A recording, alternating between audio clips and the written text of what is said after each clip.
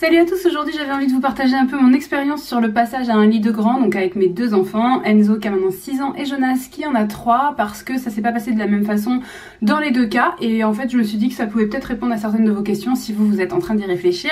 Alors déjà c'est à quel âge? Je pense que c'est souvent à partir de 2 ans et demi qu'on se pose la question, puisque si les enfants étaient dans des lits vraiment de bébés avant, c'est un âge où déjà ils savent en sortir seuls, etc. Même à 2 ans, je pense qu'il y en a certains qui se sont dit tiens, il faudrait peut-être lui proposer autre chose. Pour certains d'entre nous, on est passé à un moment à un matelas au sol. C'est ce qui s'est passé nous pour Jonas, notre deuxième enfant. Et donc du coup, en fait, quand l'enfant est déjà sur un matelas au sol, on peut se poser la question de l'intérêt d'avoir un vrai lit. Est-ce que c'est vraiment utile ou pas? Voilà, si l'enfant est encore bien sur son matelas au sol, je pense que c'est pas forcément une priorité, sauf si lui est demandeur. Mais c'est vrai que s'il est dans un lit bébé, peut-être qu'on peut se dire mince, là ça convient plus, et effectivement à ce moment là il faut proposer autre chose. Si l'enfant est en cododo encore avec les parents dans un lit de grand ou dans un matelas à côté, pareil, ça peut perdurer. En fait il n'y a pas d'impératif du tout, c'est pas du tout ce que je sous-entends dans la vidéo, mais voilà, il est possible que peut-être vous vous disiez ah là on est dans une situation où on aimerait lui proposer autre chose. Donc la possibilité de passer à un matelas au sol, si c'était pas déjà le cas, c'en est une, mais il y a aussi la possibilité d'acheter un vrai lit d'enfant, et c'est de ça dont j'avais vraiment envie de parler ce matin. Donc je vous parle ce matin déjà de la sécurité, parce que c'est un âge où ils peuvent encore facilement tomber, donc quand vous achetez le lit, pensez à la sécurité. Souvent il y a déjà des barrières de lit, mais ça arrive que ce soit en supplément, donc pensez-y dès le début, attendez pas que le lit soit livré pour dire mince, on n'avait pas pensé à la barrière. Il y a des barrières molles et des barrières dures. Personnellement je pense que les barrières dures sont plus sécures, et il y a aussi des systèmes de toiles, de lits qui permettent un peu de faire cabane, plafond, etc. Attention, c'est sympa et du coup c'est quand même assez sécuritaire, mais le truc c'est que ça fait du bruit. Donc si vous avez un enfant qui bouge beaucoup et que le matériau est en plastique, rapidement vous allez trouver ça chiant, et même potentiellement si votre enfant a le sommeil léger, et ça va peut-être le réveiller, donc là du coup c'est pas cool. Autre chose, c'est que si la taille du lit que vous choisissez n'est pas la bonne, peut-être que vous allez le regretter. Soit si vous partez sur un lit évolutif, peut-être que vous allez vous dire en fait c'est chiant parce que le matelas est pas toujours très confortable, il y a des endroits, il y a des trous, etc.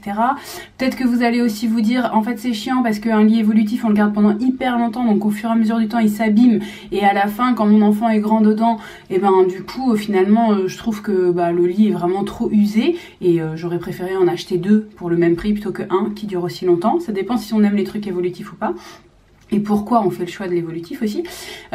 Si vous prenez directement un lit de 190 parce que vous vous dites comme ça c'est super, il pourra être dedans une fois grand, ado, etc. Peut-être que quand vous allez le mettre dedans et qu'il sera encore petit, vous allez vous dire oulala, il fait quand même vraiment rikiki dans ce lit là. Et peut-être que ça sera aussi plus compliqué, rapport à mon point numéro 1, de le sécuriser, parce qu'un enfant qui dort dans ce sens ne va peut-être pas dormir toute la nuit dans ce sens, peut-être qu'il va se retrouver la tête au niveau des pieds, qui va partir dans l'autre sens, et donc il faudra penser bien à mettre des barrières partout, ou à mettre des lits dans les coins pour que ce soit protégé par les murs. Enfin voilà, ça nécessitera peut-être un petit peu plus d'organisation dans la chambre, peut-être aussi que ça va dépendre tout simplement de la place que vous avez dans la chambre.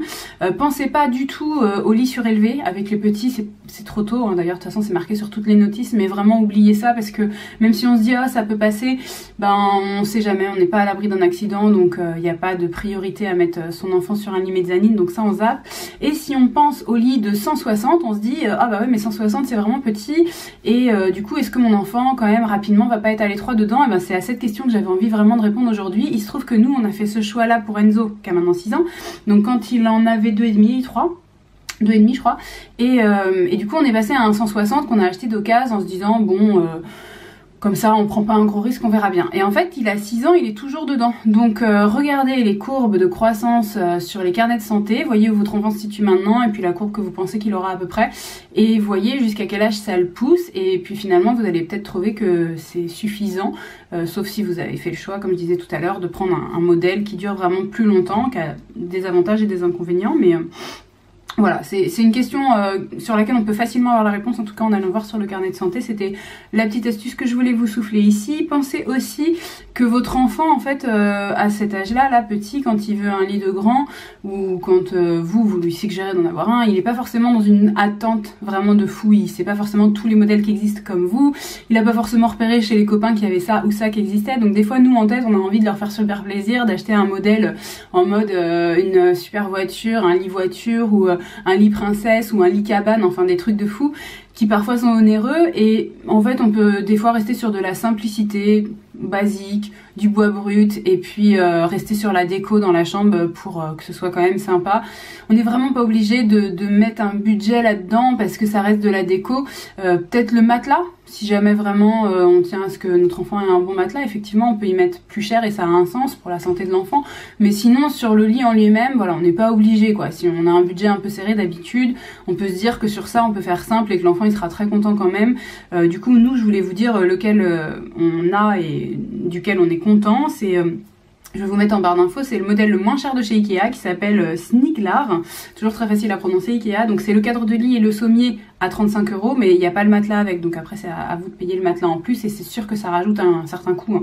Mais bon, 35 € pour le sommier et cadre de lit, du coup vous voyez, ça veut dire qu'on peut vraiment avoir des modèles très basiques à vraiment pas cher.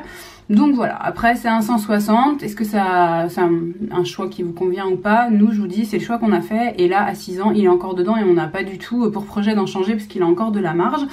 Pensez aussi au côté pratique d'un lit au niveau rangement, il y a des fois des lits qui sont super bien faits avec des tiroirs dessous, c'est hyper bien, mais c'est pareil, ça demande un budget en plus, donc si jamais on a le budget et qu'on trouve un lit cool et qu'on a envie de le prendre, bon bah super. Et puis si jamais on n'a pas le budget, on peut toujours se dire on prend le lit basique, voilà, qui nous convient bien, et tout simplement on trouvera des boîtes de rangement adaptées pour glisser dessous, des petits trucs sur roulettes, des boîtes transparentes, etc. Peu importe.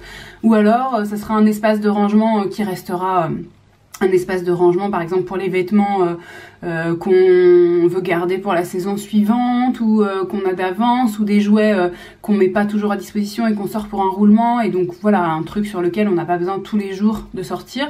Nous c'est un rangement sous lequel on met une chauffeuse d'appoint pour si on accueille des gens et une grosse boîte de jeux, voilà. Donc pensez à ça, c'est une option aussi pour rendre le truc un petit peu plus fonctionnel. Mais après ça existe déjà, voilà, en lit vraiment de